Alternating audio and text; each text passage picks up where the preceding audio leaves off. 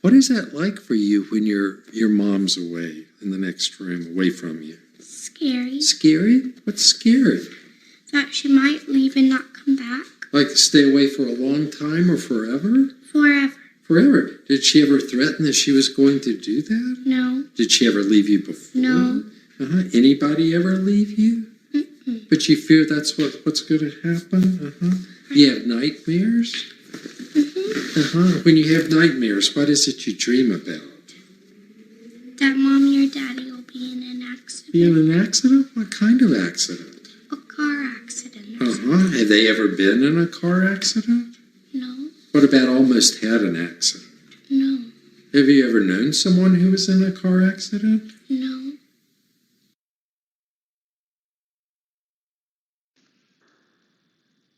Imagine a girl and her mom or dad arrive in your office.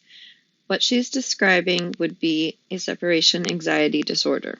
Some books refer to separation anxiety disorder as SAD, and others as CPAD. When I hear SAD, I think of seasonal affective disorder, so I will be referring to it as CPAD in my presentation. It falls under anxiety disorders in the DSM-5.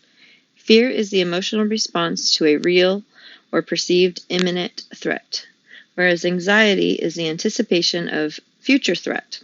APA 2013, page 189. Separation anxiety disorder is quite normal in age 18 months to 3 years old, because babies and children do not understand the concept of time and caregivers leaving them. When it becomes abnormal is when it lasts more than 4 weeks for children and more than 6 months for adults. From what we learned in lifespan development class on attachment theory, they are going through their developing attachment phase, which impacts how they feel secure and bond with their caregivers. The goal during these stages in their life is to develop a secure attachment of trust. However, many factors can disrupt that, such as frequent moving, one spouse being in the military or traveling, divorce, and more.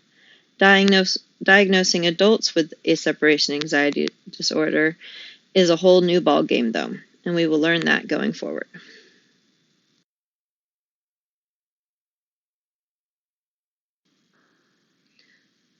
According to APA 2013, page 190 and 191 of the DSM-5, the diagnosis for children and adult for separation anxiety disorder, they would need to have basically the keyword being excessive, and 3 of these symptoms is lasting for more than 4 weeks for children or more than 6 months for adults, is excessive distress when anticipating or experiencing separation from home or major attachment, excessive worry about losing major attachment figures, so like they're worried that they're going to have a sickness, injury, or death, even though it's not likely, but they just are worried about that. Excessive worry about experience that causes separation, like getting lost, kidnapped, missing, something of that nature. They are reluctant to go to school or away, or they just are fearful of that separation. Like they just are really struggling, kids that don't want to go to daycare, go to the nanny, go to the babysitter, go to grandma's. They have a fear of being alone. And then also they are refusing to go to sleep like in their own bed. They'll stall a lot. They want to sleep with their parents. Nightmares about separation. So they have frequent nightmares and can't sleep alone. Same kind of goes back to that last one. And then a lot of complaints about physical symptoms. So stomach aches, headaches, nausea, and then just a lot of that kind of stuff when separated. And so they struggle when separated as well.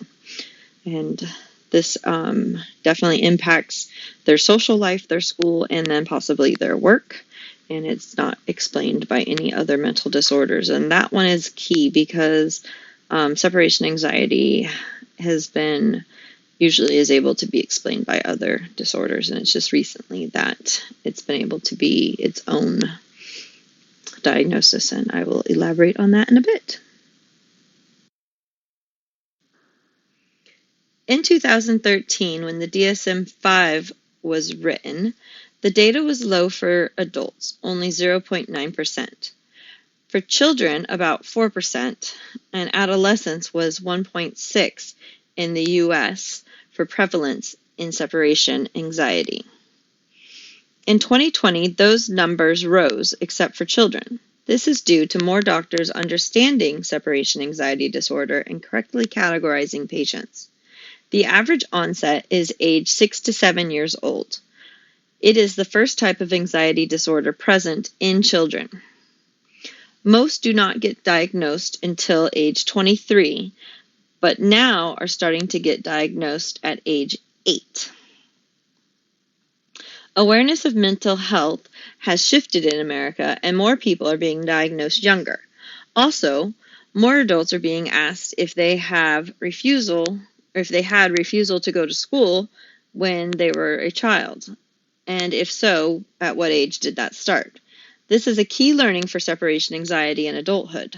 Lastly, the learning that separation anxiety does not need to be a child onset is another reason why these numbers are changing as the years are progressing.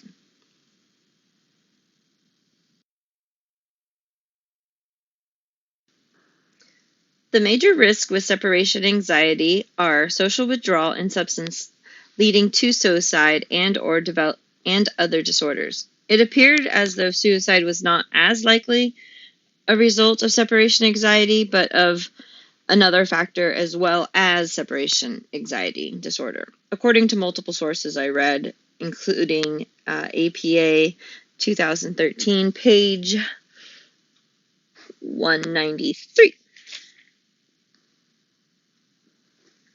CPAD is highly comorbid, or frequently has differential diagnoses, such as general anxiety disorder, panic disorder, bipolar disorder, OCD, major depressive disorder, PTSD. It wasn't until recently that more doctors were correctly diagnosing it, especially in adults.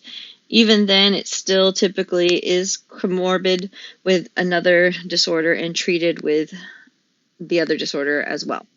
The last major risk factor is apathy, poor academic achievement, and impact on work.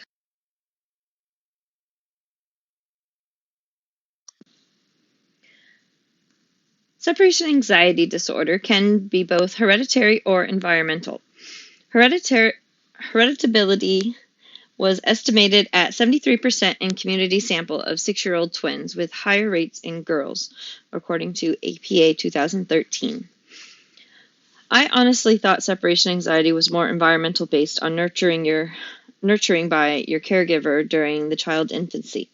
Most assume a separation anxiety would stem from abuse or neglect at home or something bad or fearful. However, it is also interesting to note that it's more from close-knit families or overprotective families that experience the high bouts of separation anxiety disorder.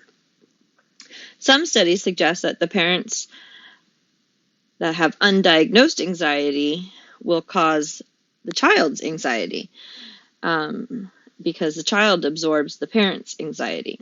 So if the parents didn't feel safe without a child being home, then the kid will eventually start feeling that too. If the parent has diagnosed anxiety, then 63% of the child would model their behavior. So genetics and environment are playing a big part, according to Vogel's 2013. The key is to be aware of the cues early and help the child by being accommodating and not enabling.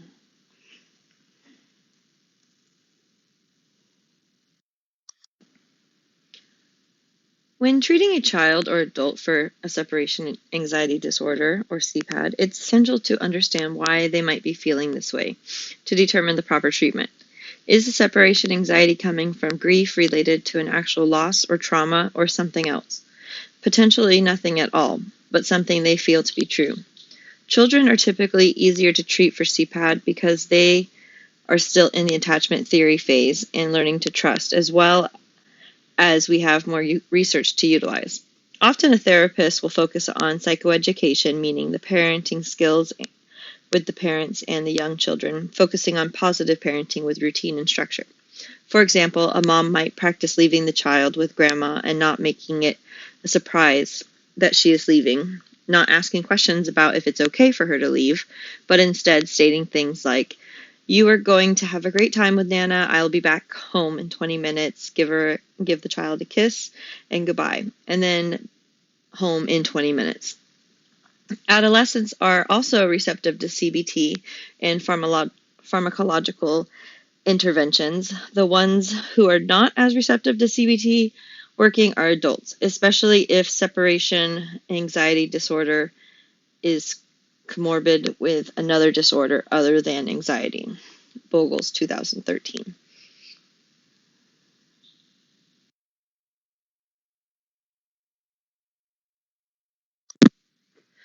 So what changed that had psychiatrists start diagnosing adults with CPAD?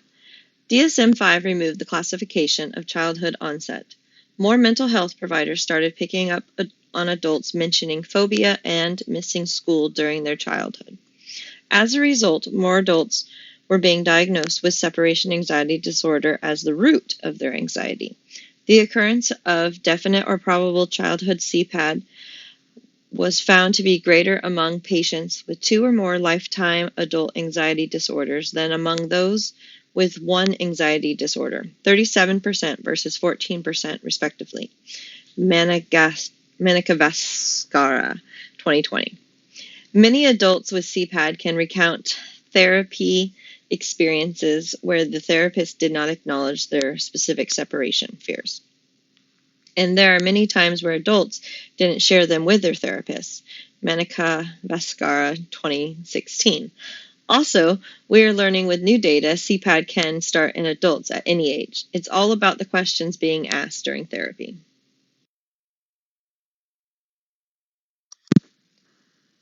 Separation anxiety disorder is not a complex disorder. However, it is a rather complex disorder to diagnose for adults. It is often misdiagnosed as one of its differential disorders listed in the previous slides, or doctors and mental health providers didn't believe adults could have it, without having it as a child first until recently.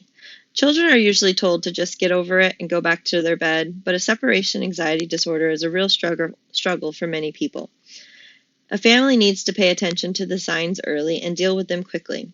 It can become worse, as well as attract other disorders such as panic attacks and more. Most of the time, people just need support, compassion, a little accommodation, and a smile. Thanks, class. I hope you learned a lot about separation anxiety disorder.